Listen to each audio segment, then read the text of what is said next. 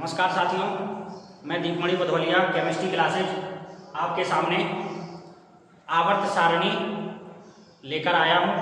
आवर्त सारणी से संबंधित जितने भी प्रश्न बनते हैं, जो भी इससे संबंधित जानकारी पेपर की दृष्टि से महत्वपूर्ण है, एक ही वीडियो में पूरी जानकारी आवर्त सारणी से संबंधित देने का प्रयास कर रहा हूँ। आइएगा देखते हैं। मेंडलीव का आवर्त नियम, मेंडलीव का संशोधित या आधुनिक आवर्त नियम, दीर्घाकार आवर्त सारणी। तो देखिए, मेंडलीव का आवर्त नियम, तो पहले इन्होंने नियम दिया, इसके बाद जो सारणी बनाई, तत्वों को जिस प्रकार से व्यवस्थित किया, तो उसको आवर्त सारणी बोलने लगे। किसकी आवर्त सारणी बोलेंगे? मेंडलीव की आवर्त सारणी बोलेंगे। इसके बाद उसमें कुछ संशोधन हुआ होगा, उन्होंने नियम पहले दिया और तत्वों को जिस प्रकार से व्यवस्थित कर दिया, उसको आवर्त सारणी बोलेंगे। तो ये इसकी अगर आवर्त सारणी की बात करें तो कहेंगे मेंडलीव की आवर्त सारणी, इसको कहेंगे तो मेंडलीव की संशोधित आवर्त सारणी। और ये तो साथियों लिखा ही हुआ है, दीर्घाकार आवर्त सारणी। तो देखिए पहले आवर्त सारणी के बारे में। इससे पहले अगर किसी को इसमें समस्या हो कि आवर्त सारणी में, तो आवर्त सारणी में साथियों दो चीजें होती हैं। एक होता है आवर्त, दूसरा होता है वर्ग। आवर्त और वर्ग। आवर्त में बाएं से दाएं जाते हैं, बाएं से दाएं जाते हैं, तो पता चल जाता है कि ये आवर्त बाएं से दाएं जाते हैं। वर्ग में हमेशा ऊपर से नीचे जाते हैं, ऊपर से नीचे जाते हैं, ऊपर से नीचे जाते हैं।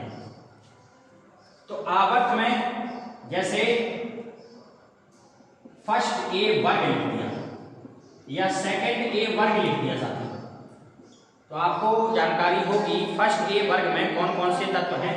Hydrogen, lithium, sodium, potassium, rubidium, cerium, francium. Second A वर्ग में कौन कौन से तत्व हैं? तो beryllium, magnesium, calcium, strontium, barium, radium. साथियों यहाँ आवर्त और वर्ग अगर समझना हो तो आवर्त में हमने बोला बाएं से दाएं जाते हैं, तो ये हो गया पहला आवर्त। अब पहले आवर्त में बाएं से दाएं जाइए तो इसके सीध में जो जितने भी तत्व मिलेंगे वो पहले आवर्त के हो जाएंगे। ये दूसरा आवर्त हो गया, तो दूसरे आवर्त में इसके सीध में जितने भी तत्व मिलेंगे वो सब दूसरे आवर्त के हो जाएंगे। इसी प्रकार ये तीसरा आवर्त, ये चौथा आवर्त, ये पांचवा आवर्त, ये छठवां आवर्त और ये सातवां आवर्त। तो आवर्तों की संख्या कितनी होती है? 7 होती है। अगर ये चेक करना हो या पहचानना हो कि 7वें आवर्त में कौन कौन से तत्व हैं, तो आवर्त में कहां से कहां जाइए? बाएं से दाएं जाइए। तो बाएं से दाएं जाएंगे तो जितने भी तत्व मिलेंगे वो आवर्त 7 के कहलाएंगे। इसी प्रकार 6 के, तो आवर्तों की संख्या 7 होती है। अब कोई कहे फर्स्ट ए वर्ग में कौन कौन से तत्व होते हैं? तत्व, एलिमेंट फर्स्ट ए वर्ग में, तो आपने सीख लिया वर्ग में हमेशा ऊपर से नीचे जाते हैं। तो ऊपर से नीचे जाएंगे तो देखिए साथियों, ऊपर से नीचे जा रहे हैं तो फर्स्ट ए वर्ग में इतने तत्व होते हैं। तो उम्मीद करते हैं कि आपको साथियों समझ में आ रहा होगा कि आवर्त और वर्ग, पहले तो यही समझ में आ जाए तो आवर्त और वर्ग क्लियर हुआ होगा आपको। आगे देखिए,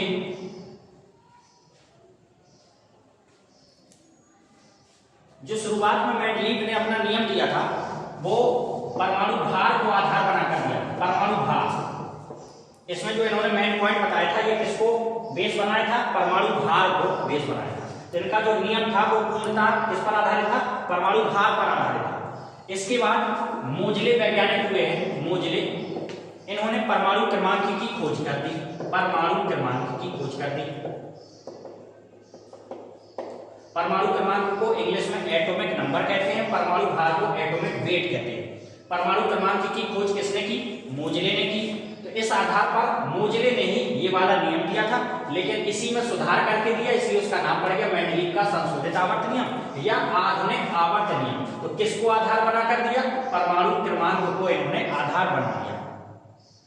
इसके बाद दीर्घाकार आवर्त सारणी। तो दीर्घाकार आवर्त सारणी में 3 वैज्ञानिक हैं, रैंग, बर्नर और बुरी। इन्होंने साथियों परमाणु क्रमांक तो पहले से ही चल रहा था, परमाणु क्रमांक तो पहले से ही चल रहा था। एक चीज और इन्होंने जोड़ दिया, समान इलेक्ट्रॉनिक विन्यास।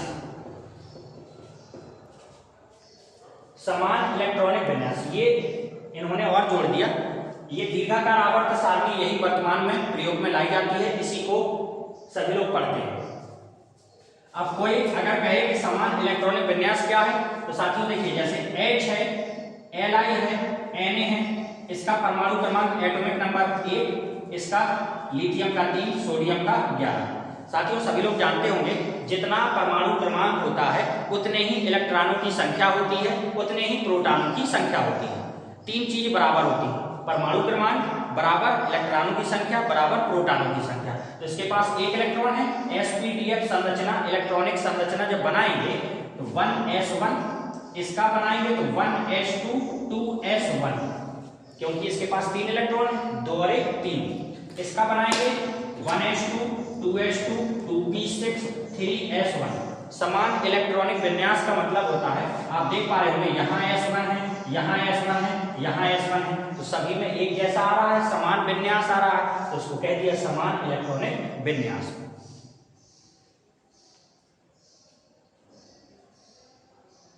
अब साथियों देखिए पहली वाली जो मेंडलीव की आवर्त सारणी थी उसमें 58 तत्व उस समय ज्ञात थे मेंडलीव को। 58 तत्वों को 12 क्षैतिज पंक्तियों में रखा और 8 ऊर्ध्वाधर कॉलम में रखा। अब क्षैतिज पंक्तियां इस प्रकार की होती हैं और ऊर्ध्वाधर कॉलम इस प्रकार के होते हैं। तो 12 क्षैतिज पंक्तियां थी और 8 ऊर्ध्वाधर कॉलम थे इसके समय में, मेंडलीव के समय में जो इन्होंने आवर्त सारणी बनाई थी। इसके बाद ये मेंडलीव वाली हो गई। मेंडलीव संशोधित आवर्त सारणी में 10 क्षैतिज पंक्तियां थी, 10 क्षैतिज पंक्तियां लाइन, 10 क्षैतिज लाइन, जिसमें 7 आवर्त थे, 7 आवर्त। अब आवर्त साथियों होंगे तो इसी प्रकार के आवर्त होंगे, क्योंकि जानते हैं आवर्त में बाएं से दाएं जाना पड़ता है, तो 7 आवर्त थे। पंक्तियां लेकिन कितनी थी? 10 क्षैतिज पंक्तियां थी और इसमें 9 वर्ग या इसी को समूह कहते हैं। ये जानकारी हो गई। दीर्घाकार आवर्त सारणी की बात करें, दीर्घाकार आवर्त सारणी, तो दीर्घाकार आवर्त सारणी में 7 क्षैतिज पंक्तियां थी, 7 आवर्त थे, 7 आवर्त थे, 16 वर्ग या उपवर्ग या इसी को समूह भी कहते हैं, समूह। ये दीर्घाकार की हो गई। तो इतनी जानकारी साथियों इनके बारे में जरूर होना चाहिए, अगर इससे प्रश्न बनता है तो बन जाएगा। मेंडलीव वाले में 58 तत्व थे, 58 तत्व उस समय ज्ञात थे इनको, तो इन्होंने जो व्यवस्था की वो 12 क्षैतिज पंक्तियों और 8 ऊर्ध्वाधर कॉलम में की। संशोधित आवर्त सारणी जो है मेंडलीव की, उसमें 10 क्षैतिज लाइनें थी, उसमें 7 आवर्त थे और 9 वर्ग या समूह थे। दीर्घाकार आवर्त सारणी में 7 क्षैतिज लाइनें ही बची, उसमें 7 आवर्त थे और 16 वर्ग या उसी को वर्ग कहते हैं या उसी को समूह कहते हैं।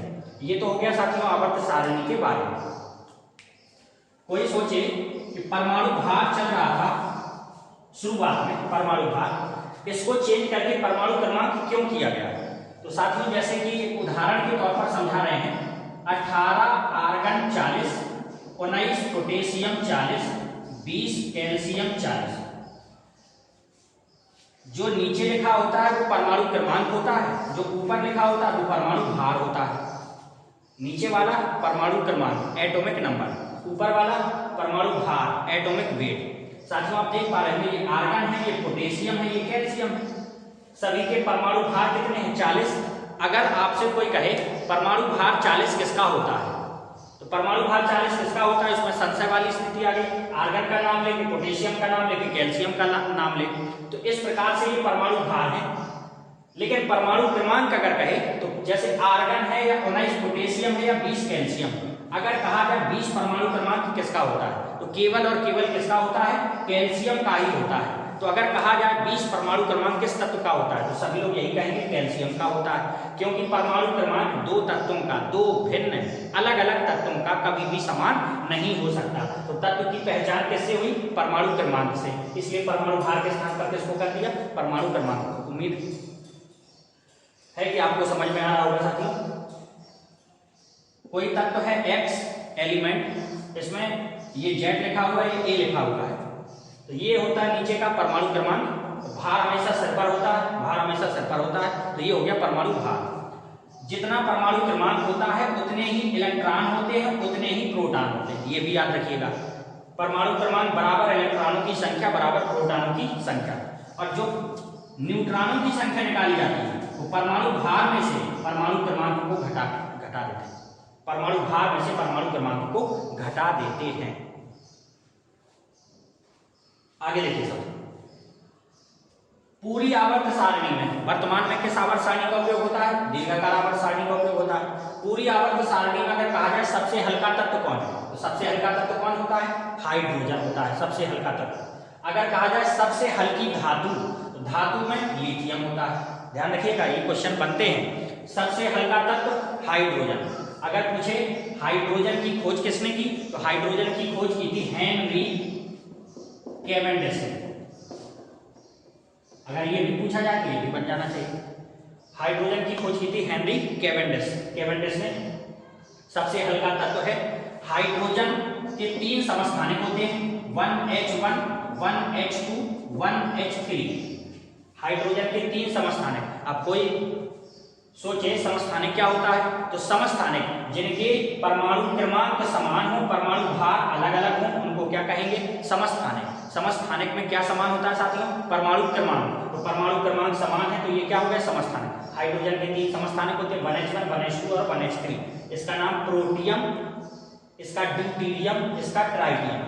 कभी कभी पूछ लेता है हाइड्रोजन का वह कौन सा समस्थानिक है जो रेडियो एक्टिव होता है, रेडियो एक्टिव। तो ये साथियों ये वाला 1H3 जिसका नाम है ट्राइटियम। ट्राइटियम, इसका नाम ड्यूटेरियम, इसका प्रोटियम। ये हाइड्रोजन के बारे में जानकारी होती है। आवारा तत्व भी साथियों इसको कहते हैं, आवारा तत्व। सबसे हल्का तत्व खोज कैवेंडिश, 3 समस्थानिक 1H1, 1H2, 1H3। Radio active कौन सा? ये लास्ट वाला 1H3 ट्राइटियम नाम होता है। इसके बाद अगर पूछे सबसे हल्की धातु, हल्की धातु, तो साथियों लिथियम जिसका परमाणु क्रमांक कितना होता है? Atomic number 3। ये सबसे हल्की धातु हो गई। अगर पूछे सबसे भारी धातु, सबसे भारी धातु साथियों ओस्मियम होती है। ध्यान रखिएगा, सबसे भारी धातु ओस्मियम होती है। तो सबसे हल्का तत्व हाइड्रोजन, हल्की धातु लिथियम, सबसे भारी धातु ओस्मियम, सबसे भारी धातु ओस्मियम। इसके बाद देखिएगा, अगर पूछे इलेक्ट्रॉन बंधुता, इलेक्ट्रॉन बंधुता सबसे ज्यादा किसकी होती है? तो इलेक्ट्रॉन बंधुता सबसे ज्यादा होती है Cl, क्लोरीन की। ये साथियों सीधे सीधे इसके क्वेश्चन देखने को मिलते हैं विभिन्न प्रतियोगी परीक्षाओं में। सबसे अधिक इलेक्ट्रॉन बंधुता किसकी होती है? क्लोरीन की। इलेक्ट्रॉन बंधुता इंग्लिश में इलेक्ट्रॉन एफिनिटी बोलते हैं। सबसे ज्यादा विद्युत ऋणात्मकता, विद्युत ऋणात्मकता ये साथियों क्लोरीन की होती है। सबसे अधिक विद्युत ऋणात्मकता क्लोरीन की। कभी कभी कह देता है सबसे अधिक विद्युत ऋणात्मक तत्व कौन सा होता है, तो विद्युत ऋणात्मक तत्व कौन होगा? यही होगा क्लोरीन। इलेक्ट्रॉन बंधुता सबसे ज्यादा Cl की, सबसे ज्यादा विद्युत ऋणात्मकता F की, सबसे भारी धातु ओस्मियम, सबसे हल्की धातु लिथियम, सबसे हल्का तत्व हाइड्रोजन। इसके बाद एक चीज और बचती है, सबसे अधिक धन विद्युतीय तत्व, धन विद्युतीय तत्व, सबसे अधिक धन विद्युतीय तत्व। तो साथियों सीजियम या फ्रांसियम, Fr, सीजियम या फ्रांसियम। इसको साथियों ऊपर लिखे देते हैं, सबसे विद्युतीय तत्व सीजियम या Fr फ्रांसियम। कोई कहे कि दो ऐसे क्यों, तो देखिए साथियों Fr जो है वो रेडियो एक्टिव होता है, और जितने भी रेडियो एक्टिव तत्व होते हैं वो अपने अंदर से स्वतः अल्फा, बीटा, गामा ये किरणें निकालते रहते हैं। अगर ये किरणें निकालेंगे तो परमाणु भार बदल जाएगा, परमाणु क्रमांक बदल जाएगा, गामा में कोई परिवर्तन नहीं होता है, इन दोनों में परिवर्तन हो जाता है। तो कहने का मतलब जो भी रेडियो एक्टिव तत्व होता है वो अपने अंदर से अल्फा, बीटा, गामा किरणें निकालते रहते हैं, जिस कारण तत्व क्या हो जाता है? अस्थायी होता है। तो ऑप्शन में अगर CS है तो CS लगा देंगे, Fr है तो Fr लगा देंगे, दोनों ऑप्शन में नहीं रहेंगे। तो सबसे अधिक धन विद्युतीय तत्व सीजियम या फ्रांसियम। विद्युत ऋणात्मकता F की, इलेक्ट्रॉन घनता Cl की, सबसे भारी धातु ओस्मियम, सबसे हल्की धातु लिथियम, सबसे हल्का तत्व हाइड्रोजन। ये आवर्त सारणी में, पूरी आवर्त सारणी में अगर इस प्रकार से कुछ पूछे तो ये इसका आंसर हो गया।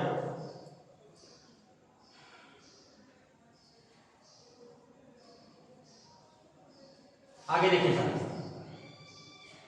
ब्रह्मांड में सबसे ज्यादा कौन सा तत्व पाया जाता है? तो ब्रह्मांड में सबसे ज्यादा पाया जाता है हाइड्रोजन। पृथ्वी पर सबसे ज्यादा कौन सा तत्व पाया जाता है? पृथ्वी पर सबसे ज्यादा तत्व पाया जाता है ऑक्सीजन। अब पूछे कौन सी गैस वायुमंडल में सबसे ज्यादा पाई जाती है, तो वो तो साथियों जानकारी होगी आपको, नाइट्रोजन 78%।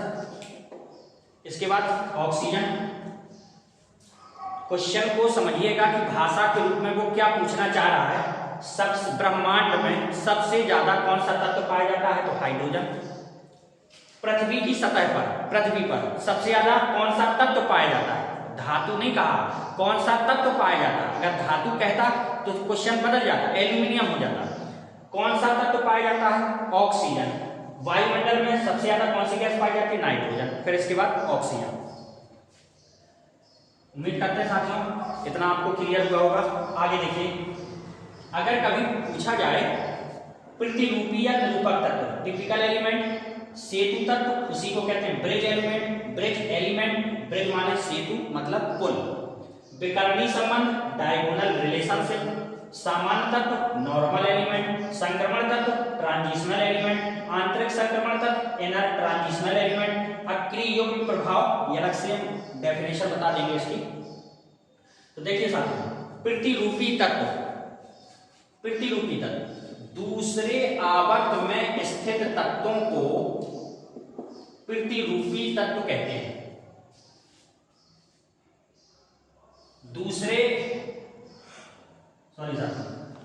तीसरे आवर्त, क्षमा करें, तीसरे आवर्त में स्थित तत्वों को प्रतिरूपी या निरूपक तत्व कहते हैं। तीसरे आवर्त में जितने भी तत्व होंगे उन सभी को क्या कहेंगे? प्रतिरूपी या निरूपक तत्व। सेतु तत्व, तीसरे आवर्त में फर्स्ट से लेके 7th वर्ग के तत्वों को सेतु तत्व कहते हैं। तो ये विकल्प में क्वेश्चन बना के अगर पूछेगा तो बन जाएगा साथियों, प्रतिरूपी या निरूपक तत्व कौन होते हैं? तीसरे आवर्त के तत्व। सेतु तत्व कौन होते हैं? तीसरे आवर्त में फर्स्ट से लेके 7th वर्ग में जितने भी तत्व होंगे वो सब क्या कहलाएंगे? हमारे सेतु तत्व कहलाएंगे। विकर्णी संबंध माने विकर्ण, विकर्ण, तो ये संबंध कौन प्रदर्शित करता है? तो दूसरे आवर्त के जो गुण हैं वो तीसरे आवर्त के विकर्ण पर स्थित तत्वों से मिलते हैं। मतलब विकर्णी संबंध कौन कौन प्रदर्शित करेगा? दूसरा आवर्तीय हो गया, तीसरा आवर्तीय हो गया, और विकर्ण अगर बनाएंगे तो इस प्रकार से विकर्ण बनेगा। तो दूसरे आवर्त के गुण तीसरे आवर्त के विकर्ण पर स्थित, तीसरे आवर्त के विकर्ण पर स्थित तत्व से मिलते हैं। तो इस संबंध को कौन सा संबंध कहते हैं? विकर्णी संबंध कहते हैं।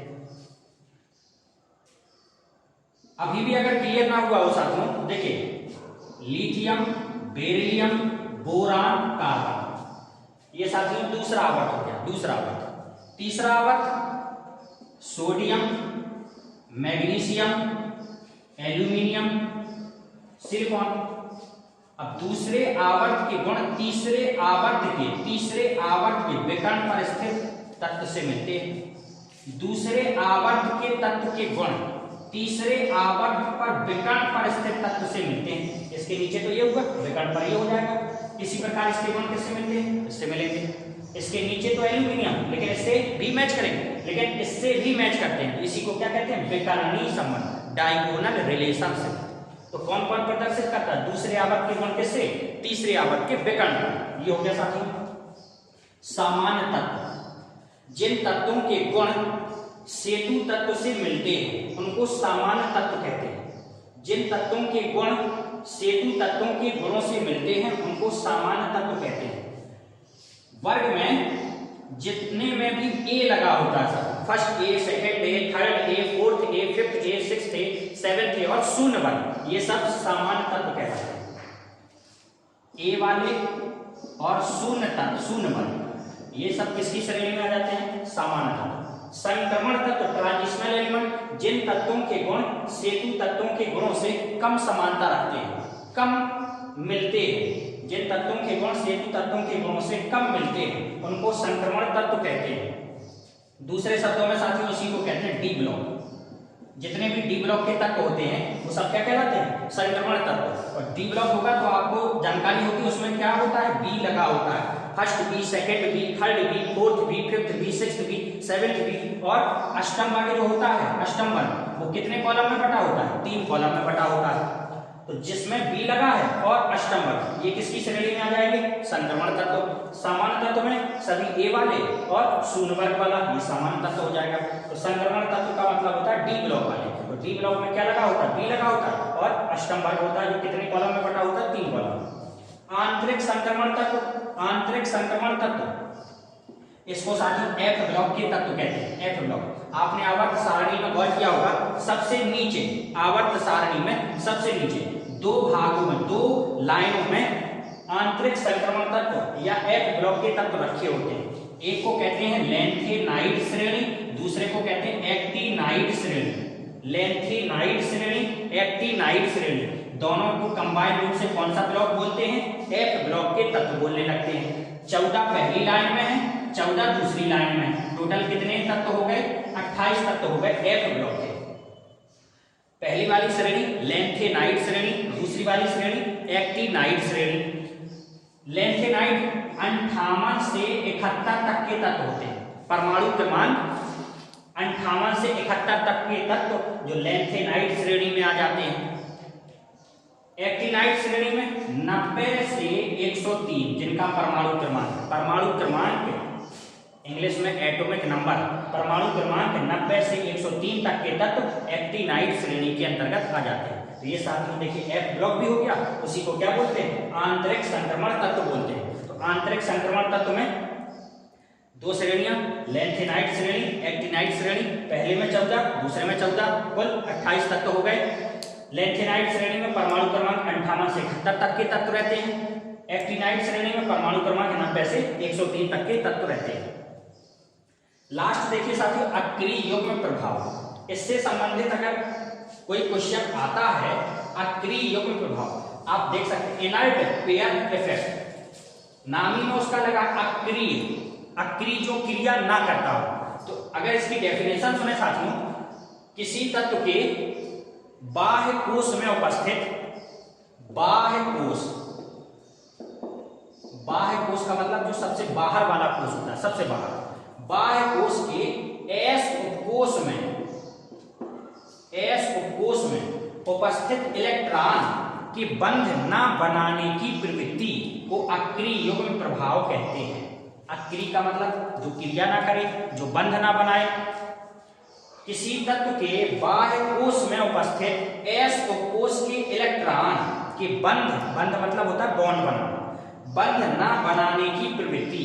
जो एस उपकोश के इलेक्ट्रॉन होंगे साथियों, वो बंध बनाने में भाग नहीं लेंगे, बॉन्ड बनाने में भाग नहीं लेंगे। उस प्रभाव को कौन सा प्रभाव कहते हैं? अक्रिय युग्म प्रभाव कहते हैं। इसका साथियों सिर्फ इतना उपयोग है, अगर आपसे पूछा जाए Sn+2 और Sn+4 में कौन अधिक स्थायी होगा,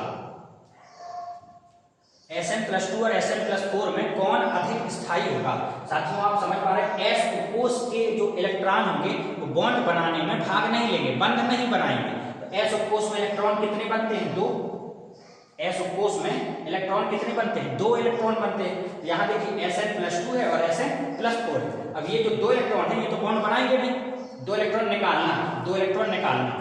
तो अगर 2 इलेक्ट्रॉन इसके निकाल दिए, वही 2 इलेक्ट्रॉन निकाले जो बॉन्ड नहीं बना रहे थे, तो यहाँ कोई इफेक्ट नहीं पड़ेगा, कोई फर्क नहीं पड़ेगा।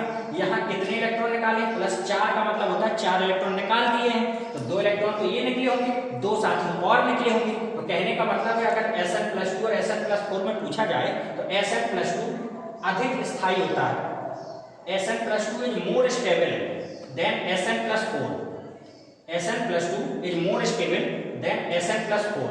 तो Sn+2 Sn+4 से अधिक स्थायी होता है। क्यों अधिक स्थायी होता है? तो उसका कारण यही अक्रिय युग्म प्रभाव, इनर्ट पेयर इफेक्ट के कारण। साथियों आपको समझा पाया होगा, एक बार फिर से देख सकते हैं। आपने यहाँ देखा था s ऑफ के इलेक्ट्रॉन बंद नहीं बनाएंगे। जब s ऑफ के इलेक्ट्रॉन अगर बंद नहीं बनाएंगे तो यहाँ Sn+2 है, +2 का मतलब 2 इलेक्ट्रॉन निकल गए। अब 2 इलेक्ट्रॉन कौन से निकले होंगे? वही निकले होंगे जो बेकार पड़े हुए थे, बॉन्ड नहीं बना रहे थे। और यहाँ 4 इलेक्ट्रॉन निकल गए, तो 2 तो साथ में ये निकले होंगे, 2 और निकले होंगे। तो यहाँ ये ज्यादा स्थायी क्यों हो गया? क्योंकि उसके वही इलेक्ट्रॉन निकले हैं जो फालतू में पड़े हुए थे, जो बॉन्ड नहीं बना रहे थे। इसलिए Sn+2 ज्यादा स्थायी होता है Sn+4 से। कभी कभी इसमें SnCl2 कह देगा, SnCl4 कह देगा, तो साथ ही वही बात हो गई SnCl2। तो यहाँ पे Sn कितना होगा? Sn+2 होगा। SnCl4 यहाँ क्या होगा? Sn+4 होगा। तब भी SnCl2 और SnCl4 में कौन ज्यादा स्थायी होगा? तो Sn2 अधिक स्थायी होगा। आप कहेंगे सर इसमें ही क्वेश्चन बनेगा क्या? तो दूसरे में अगर बनाए तो देखिए Pb का देख सकते हैं, PbCl2, PbCl4, यहां देखा Pb+2, यहाँ Pb+4। तो साथियों कौन ज्यादा स्थायी होगा? स्वाभाविक बात है PbCl2 ज्यादा स्थायी होगा। तो PbCl2 ज्यादा स्थायी है किससे? PbCl4 से। तो साथियों ये पूरा आवर्त सारणी में जितने भी इसके क्वेश्चन बनते हैं प्रयास किया गया है आपको समझाने का।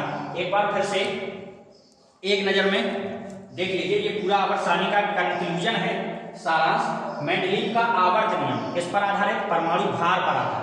मेंडलीव का संशोधित आवर्त नियम परमाणु क्रमांक पर आधारित। परमाणु क्रमांक की खोज किसने की? मोजले ने। दीर्घाकार आवर्त सारणी 3 वैज्ञानिक थे, रैंक, बर्नर, बुरी। क्या आधार था इसका? परमाणु क्रमांक प्लस समान इलेक्ट्रॉनिक विन्यास। प्रतिरूपीय निरूपक तत्व किसको कहते हैं? तीसरे आवर्त में स्थित तत्वों को प्रतिरूपीय निरूपक तत्व कहते हैं। सेतु तत्व किसको कहते हैं? तीसरे आवर्त में फर्स्ट से लेकर 7वें वर्ग के तत्वों को सेतु तत्व कहते हैं। विकर्णी संबंध कौन कौन दर्शाता है? तो दूसरे आवर्त के तत्व तीसरे आवर्त के कौन से विकर्ण पर स्थित तत्व से इनके गुण मिलते हैं आपस में, इसलिए वो कौन सा संबंध कहलाता है? विकर्णी संबंध। माने दूसरे आवर्त के तत्वों के गुण तीसरे आवर्त के विकर्ण पर स्थित तत्व से मिलते हैं। सामान्य तत्व कौन होता है? तो जिन तत्वों के गुण किससे मैच करें? सेतु तत्वों के गुणों से मैच करेंगे तो उनको कौन सा तत्व कहेंगे? सामान्य तत्व। ए जिसमें लगा होता है ए उपवर्ग और शून्य, ये किसकी श्रेणी में आते हैं? सामान्य तत्व की श्रेणी में आते हैं। संक्रमण तत्व, ट्रांजिशनल एलिमेंट, इसको डी ब्लॉक के तत्व भी कहते हैं। जिन तत्वों के गुण सेतु तत्वों के गुणों से बहुत कम मिलते हैं या नहीं मिलते हैं उनको संक्रमण तत्व कहते हैं। डी ब्लॉक होता है तो साथियों पहले से पता होगा इसमें क्या लगता है? बी लगाना पड़ता है। First B, second B, third B, fourth B, fifth B, और एक होता है अष्टम वर्ग। 8 ये जो अष्टम वर्ग होता है इसमें ना ए होता है ना बी होता है। ये कितने कॉलम में बटा होता है साथियों? 3 कॉलम में बटा हुआ होता है। आंतरिक संक्रमण तत्व आपको बताया था यहाँ पे एक लैंथेनाइट श्रेणी होती है, एक एक्टिनाइट श्रेणी होती है। 14 तत्व होते हैं, टोटल 28 तत्व हो गए। लैंथेनाइट श्रेणी में परमाणु क्रमांक 58 से 71 तक के तत्व होते हैं। एक्टिनाइट श्रेणी में परमाणु क्रमांक 90 से 103 तक के तत्व होते हैं। इन तत्वों को आपस में सबको मिला दें, 28 तत्वों को मिला दें कौन से तत्व कहते हैं? आंतरिक संक्रमण तत्व कहते हैं। अक्रिय युग्म प्रभाव, अक्रिय युग्म प्रभाव बाह्य कोश में जो एस कोश होगा, बाह्य कोश माने सबसे बाहर का, बाह्य कोश में जो एस कोश होगा उसमें जितने भी इलेक्ट्रॉन होंगे, एस कोश में मैक्सिमम कितने इलेक्ट्रॉन बनते हैं? 2। तो एस कोश के इलेक्ट्रॉन की बंध ना बनाने की प्रवृत्ति, बंध मतलब बॉन्ड, ना बनाने की प्रवृत्ति को कौन सा प्रभाव कहते हैं? अक्रिय युग्म प्रभाव कहते हैं। इसी प्रभाव के कारण कौन ज्यादा स्थायी होता है? Sn+2 ज्यादा स्थायी होता है इसकी तुलना में। Pb+2 ज्यादा स्थायी होता है किसकी तुलना में? Pb+4 की तुलना में। सबसे हल्का तत्व हाइड्रोजन, हाइड्रोजन की खोज कैवेंडिश ने। सबसे हल्की धातु लिथियम, सबसे भारी धातु ओस्मियम। हाइड्रोजन के 3 समस्थान हैं, 1s1, 1s2, 1s3, protium, deuterium और ट्राइटियम। हाइड्रोजन का वह कौन सा समस्थानिक है जो रेडियो एक्टिव होता है? तो लास्ट वाला 1s3 जिसको साथ में ट्राइटियम कहते हैं। सबसे अधिक विद्युत ऋणात्मकता किसकी? फ्लोरीन की होती है। सबसे ज्यादा इलेक्ट्रॉन बंधुता किसकी? Cl की होती है। तो साथियों कितने क्वेश्चन आवर्त सारणी में बार बार पूछे जाते हैं, इन क्वेश्चन पर गौर किया जाए तो आवर्त सारणी से अगर कोई क्वेश्चन आता है साथियों तो आपका गलत नहीं होगा। अगर मैं आपको समझाने में सफल रहा हूँ। आपको अगर वीडियो अच्छा लगे तो कृपया सब्सक्राइब करें, लाइक करें एंड शेयर करें। धन्यवाद साहब।